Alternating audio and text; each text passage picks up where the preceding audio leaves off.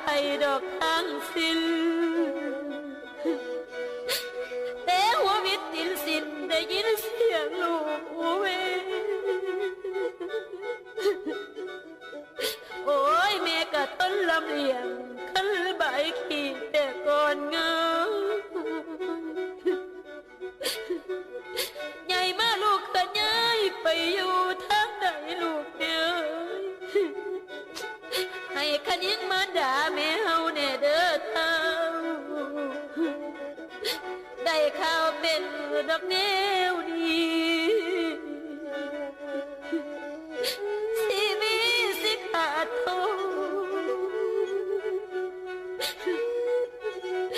นอหิงสกาลูกแม่เอ้ย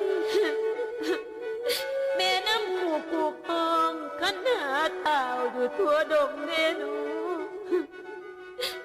หนีไปเขตประเทศส้มผู้เป็นเมฆขันยังหาลูกแม่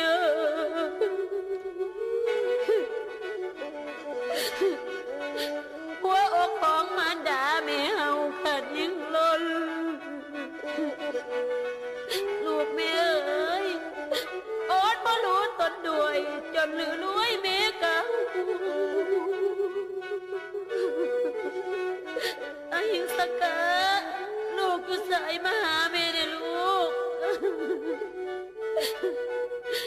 ลูกแม่เอ้ยโลกนี่ควงต่อควงขันหาทางให้แม่เห็นแน่โต